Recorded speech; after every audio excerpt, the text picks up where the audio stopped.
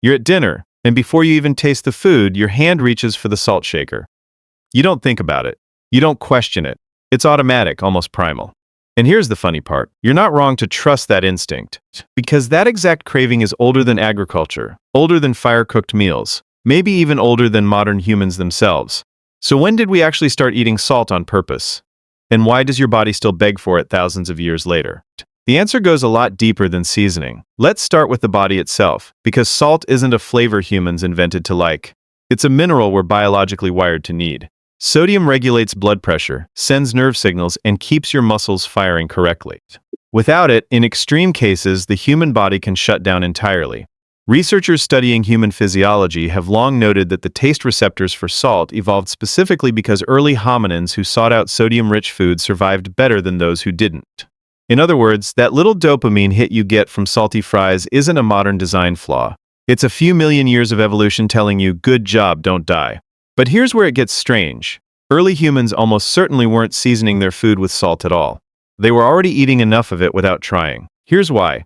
For most of human prehistory, our ancestors were hunting and eating meat, blood, and organs, and animal tissue is naturally loaded with sodium. Anthropologists studying modern hunter-gatherer diets, including groups like the Hadza of Tanzania, have found that populations relying heavily on meat and blood often meet their sodium needs without adding a single visible grain of salt. So for hundreds of thousands of years, eating salt wasn't a behavior, it was just a side effect of being a carnivore. The craving existed. The seasoning didn't need to. Now here's the part nobody talks about.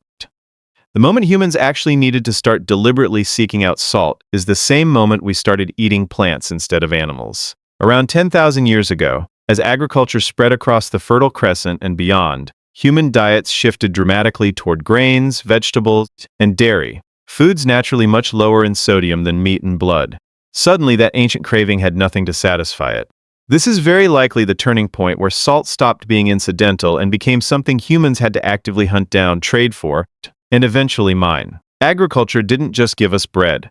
It gave us the salt problem. But wait, where exactly do you even find salt if you're not getting it from meat anymore? Turns out, ancient humans got remarkably creative. In Central Europe, near the town of Hallstatt in modern-day Austria, archaeologists have uncovered evidence of organized salt mining dating back roughly 7,000 years, making it one of the oldest known salt mines on Earth.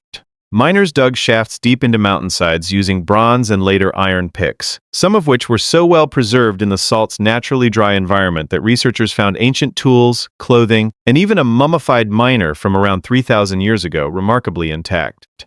Meanwhile, on the other side of the world, Chinese sources describe salt production techniques along the Yellow River dating back over 6,000 years, using pottery vessels to boil brine and leave crystallized salt behind. Two civilizations, no contact with each other, arriving at the same conclusion: whoever controls salt controls survival. And once something becomes that essential, it stops being just a mineral.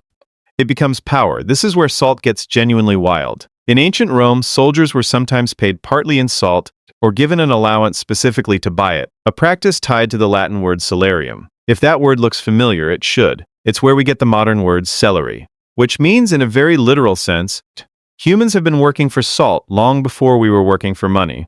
Somewhere in your job's payroll system is a faint linguistic ghost of a Roman soldier being handed a sack of crystallized seasoning. Here's a pattern interrupt worth sitting with.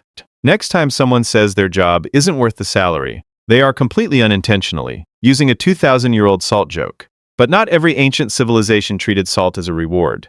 Some treated it as a weapon of control. In ancient China, as early as the Han Dynasty around the 2nd century BCE, the government instituted a state monopoly on salt production and sales, making it illegal for ordinary citizens to produce or trade it independently. Historical records describe this monopoly as one of the empire's most reliable sources of tax revenue for centuries, funding everything from military campaigns to infrastructure.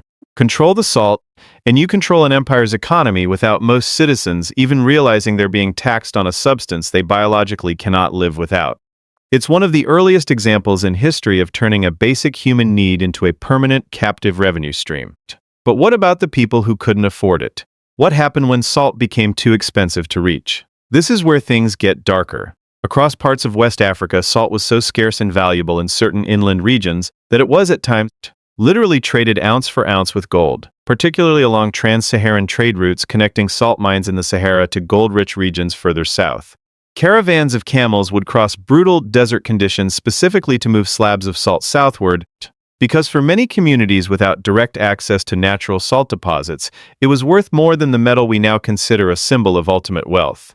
Imagine a world where the seasoning in your kitchen was pound for pound as valuable as jewelry. For a huge stretch of human history, that wasn't imagination, that was Tuesday. So by now the pattern should be obvious. Salt wasn't just a craving. It became currency, taxation, empire building, and trade routes stretching across entire continents. All because of a mineral your ancestors were biologically bribed into wanting hundreds of thousands of years earlier. A hunter tore into raw meat and got his salt without knowing it. A farmer planted grain and lost that salt without realizing it.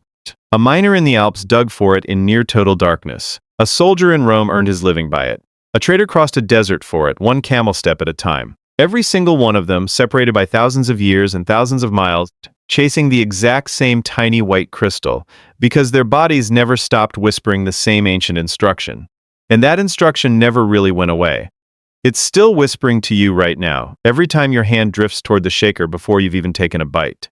Which brings us back to that dinner table. That automatic reach, the one you don't even think about. It isn't a habit you picked up. It's an inheritance, a signal passed down from ancestors who didn't have a shaker at all, who had to dig, trade, tax, and cross deserts just to get what you're casually sprinkling over your fries. You're not just seasoning your food. You're finishing a craving that started before written language existed. Some appetites are older than civilization itself.